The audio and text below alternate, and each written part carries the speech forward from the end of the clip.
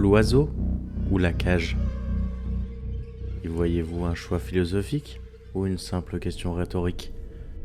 Un jeu de hasard se rapprochant du pile ou face? Les possibilités qui sont devant nous se résument à nos choix. Nous choisissons, mais pour autant l'avons-nous vraiment fait? Ou bien était-ce écrit? Eh bien aujourd'hui, je vais vous parler d'une femme qui, pour connaître la vraie valeur du choix, a simplement cessé d'exister.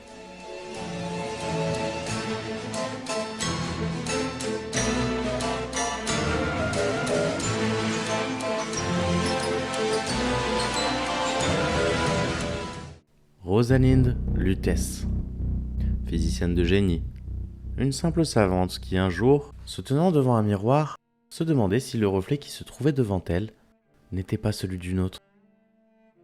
Fascinée par la physique quantique, Rosalind Lutece fit un nombre considérable de recherches sur une théorie qu'elle mit au point suite à ce questionnement. Ne serait-ce pas un autre moi qui se trouve devant moi? C'est en cherchant la manière de favoriser l'étude d'un éventuel multivers que celle-ci mit au point le champ Lutece. Un champ magnétique puissant capable de fixer les atomes mobiles, les empêchant de tomber. Telle la pomme qui allait inspirer à Newton sa théorie de la gravité. Rencontrant le père Comstock, elle vit en lui un moyen de financer ses recherches à un autre niveau, lui permettant de superviser la création d'une véritable cité flottante qui serait le terrain idéal pour prouver sa théorie, mais aussi celui qui lui permettrait d'aller encore plus loin. C'est ainsi que s'envola la belle Columbia. Fruit des recherches de la jeune femme, le champ Lutece était une merveille. Rosalind Lutece se fichait éperdument des valeurs du prophète. Elle aurait ici tout loisir d'approfondir ses recherches. Elle créera ainsi la machine de Lutece, machine prodigieuse qui devait exploiter le champ quantique faisant flotter la cité pour ainsi ouvrir des failles qui permettraient, qui sait, d'ouvrir la porte vers d'autres univers. Mais le père Comstock commençait à se méfier de la jeune femme. En effet, Columbia devait tenir du divin, non pas de la science. Le progrès était la clé pour asseoir la suprématie de Columbia. Mais le vrai héros, c'était lui, pas la scientifique. Et ainsi, il prit la décision de se débarrasser définitivement de la jeune femme. Les événements qui suivirent, l'arrivée du faux berger, la libération d'Élisabeth, l'ascension de la Vox Populi, n'y changera rien. Plus personne n'entendit parler de Rosalind Lutece et de son frère. Attendez, son frère?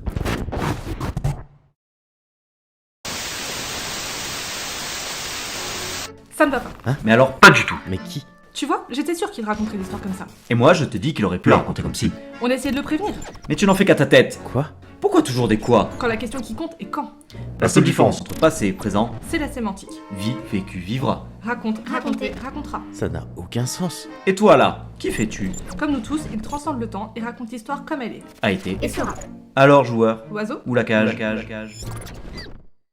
Peu importe. Car au bout du compte, je les ai déjà choisis, tous les deux.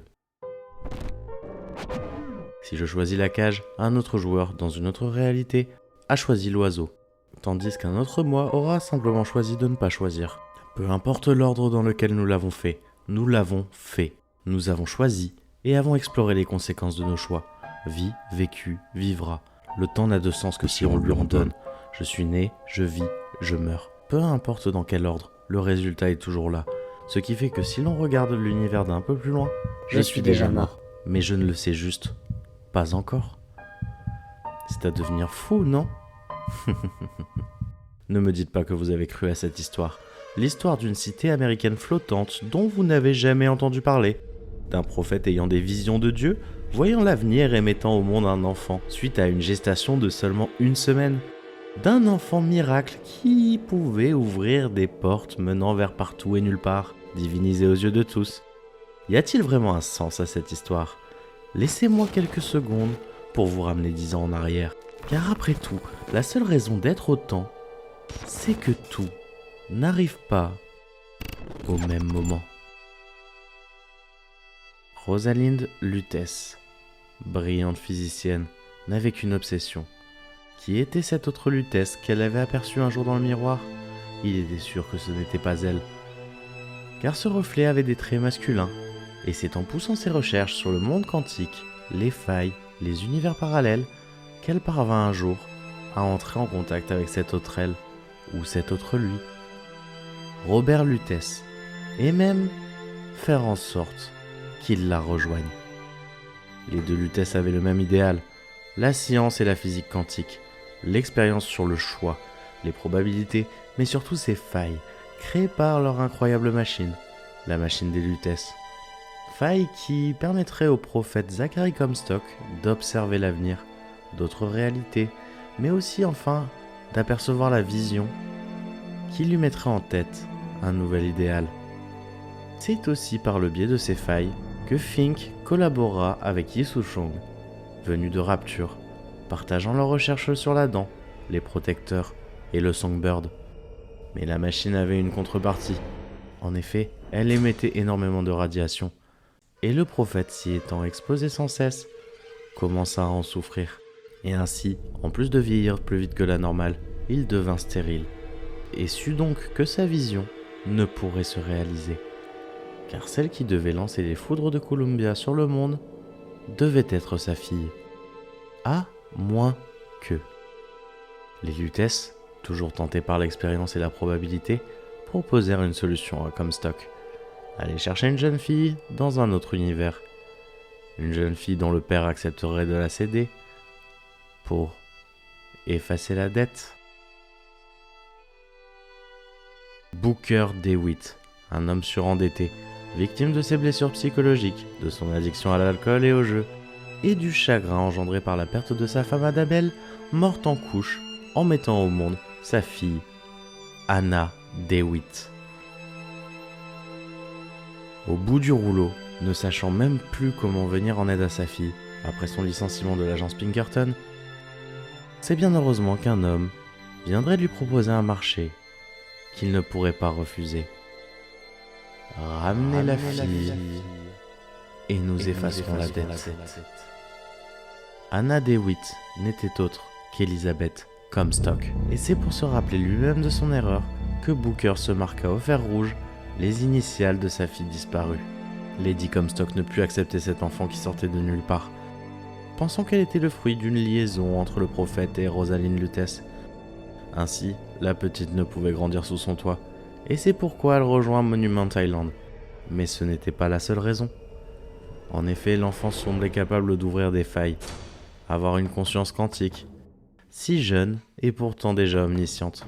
Rosalind Lutèce émit l'hypothèse que cet état était provoqué par le fait que l'enfant, bien que présente dans cette réalité, avait perdu un petit bout de son corps dans une autre.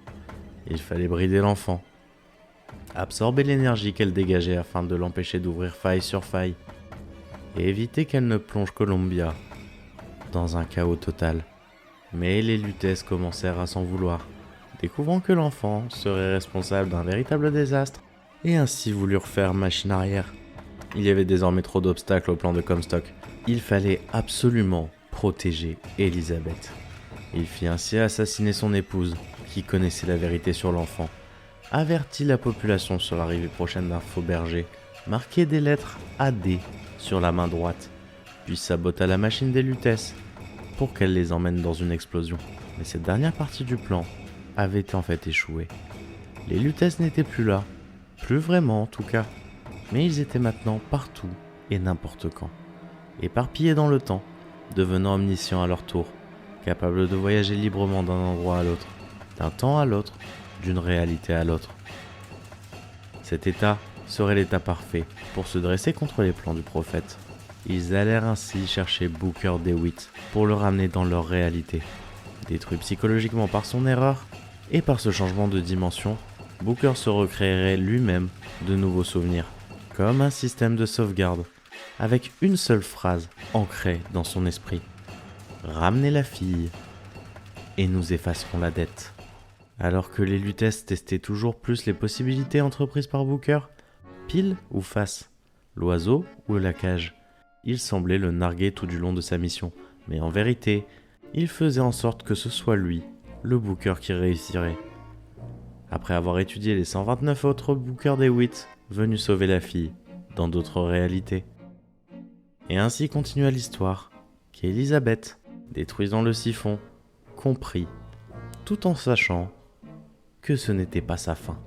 Car Zachary Comstock était toujours en vie quelque part. Booker n'y comprenait plus rien. Suivant la jeune fille voyageait entre ses portes, comprenant qu'il n'était pas le seul Booker DeWitt, qu'elle n'était pas la seule Elisabeth, mais que dans chacune des réalités qu'ils exploraient, il y avait toujours une ville, il y avait toujours un phare, et il y avait toujours un homme. Ce qui faisait la différence de ces réalités n'était que ça, des constantes et des variables. Un Booker DeWitt leader de la Vox Populi, un Booker DeWitt agent de la Pinkerton, un Booker DeWitt devenu prophète. Car oui, alors que dans tous les univers la pièce tirée tombe sur pile, dans un de ces univers, celle-ci est tombée sur face. Et lorsque la plupart des Booker DeWitt ont refusé le baptême, l'un d'entre eux l'a accepté, pour ainsi renaître. Booker DeWitt, êtes-vous prêt à Qu'est-ce qui se renaître passe une nouvelle fois? Pourquoi on est revenu ici? Ce n'est pas le même endroit, Booker. Bien sûr que si, je me souviens. Êtes-vous prêt à laisser votre passé derrière vous?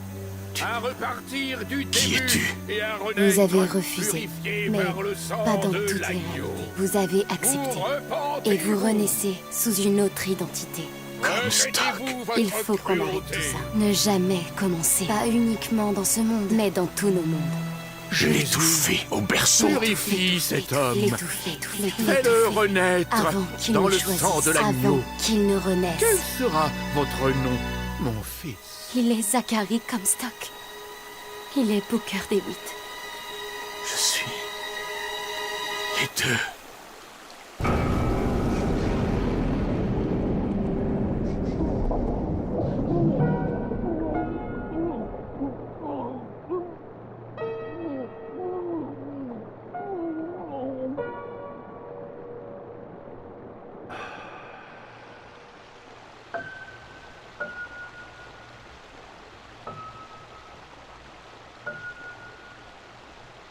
Et c'est ainsi que s'achève cette histoire.